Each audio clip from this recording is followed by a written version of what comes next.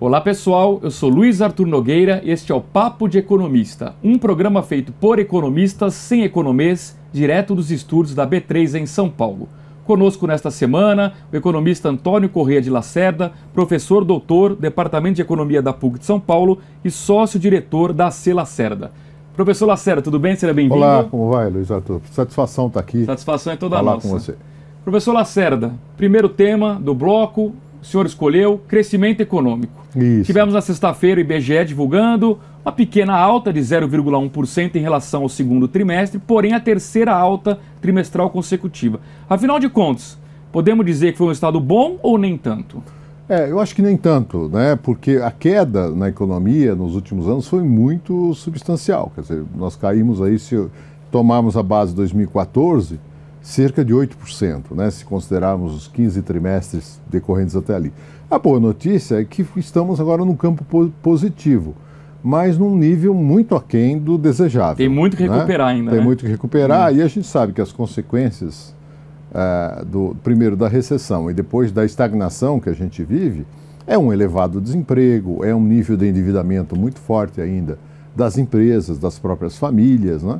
Então nós temos desafios aí pela frente. Agora, o IBGE trouxe um dado importante, que depois de cair 15 trimestres consecutivos, o investimento deu um primeiro salto, né? Pequeno ainda. É para valer ou é muito cedo para a gente afirmar isso? É cedo para afirmar, porque o investimento é o último item que, em geral, ele se recupera, porque as empresas têm ociosidade, porque existe um teto constitucional agora, né, com a emenda constitucional 95, que foi aprovada no final do ano passado, que foi aquela chamada PEC do teto dos gastos, que limita muito a ação anticíclica do Estado. O ideal seria que, nesse momento, o Estado estivesse investindo. E ao contrário, ele está cortando investimento. Ele está cortando investimento. Nós vamos estar no menor nível de investimento dos últimos 15 anos.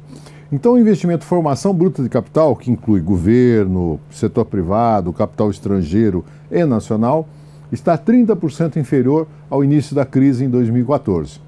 Agora ele passou para o campo positivo, mas significa que nós temos um longo desafio pela frente até vencer a questão da ociosidade, até os estados e municípios também que têm um papel relevante se ajustarem, o governo federal, e com base nisso você trazer também iniciativa privada, né, para os investimentos em infraestrutura e nos novos projetos também, acho que são importantes. Agora, Lacerda, como garantir um crescimento sustentável? Porque voo de galinha não resolve, né? Não resolve. O Brasil tem um enorme potencial, como sabemos, mas tem também desafios. Qual eu vejo são os desafios de curto prazo? Por exemplo, a taxa de juros, a Selic, ela vem caindo sistematicamente. Foi cortado quase que a metade. Verdade. Nós já tivemos mais de 14% e vamos caminhar para 7%. Provavelmente agora no final do ano encerramos com 7%. Mas com uma inflação muito abaixo de 3% no acumulado, né? Então, o juro real ainda é muito alto, então estamos entre os primeiros no ranking dos juros reais. E o pior, a distância entre o juro básico e o juro ao tomador final no Brasil é estratosférica. Que é o tal do spread bancário muito alto. O spread bancário muito alto. Então, o que acontece? A economia não anda, né? Porque as empresas não têm onde buscar crédito, os consumidores endividados encontram dificuldade. Então, esse é um potencial ainda não explorado.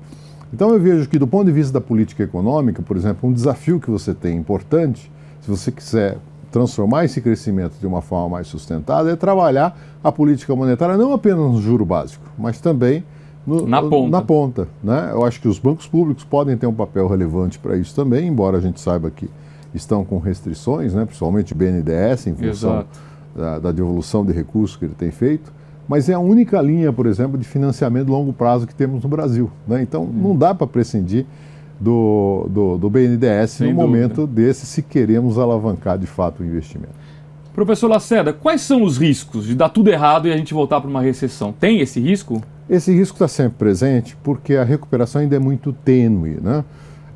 E eu vejo a minha crítica à política econômica, que não é só desse governo, acho que a política econômica que vem implementada basicamente desde Levy é uma política econômica excessivamente centrada na questão financeira, sem olhar muito o mundo real. E o mundo real, a gente sabe que tem enormes desafios, a gente acabou de citar um, que é a questão do crédito e financiamento, fundamental. Segundo ponto relevante, câmbio é muito importante, né? Você não pode cair na tentação de valorizar artificialmente o câmbio, né, em função do um fluxo de capitais, e inviabilizar a produção doméstica, inviabilizar a exportação e os investimentos. Então, e política industrial, um tema muito relevante que está fora da agenda, né? Reforma tributária para valer, também muito importante, não apenas do lado fiscal, mas também para a competitividade. Claro. Então, esse conjunto de fatores, a ausência de foco em vários pontos que são relevantes para o setor produtivo, de uma forma geral, não apenas a indústria, mas também agronegócio e serviços, pode sim limitar o nosso crescimento. Muito bem, professor Antônio Corrêa de Lacerda, conosco nesta semana no Papo de Economista. Ele volta amanhã para falar sobre outras incertezas econômicas e políticas. Um grande abraço e até lá.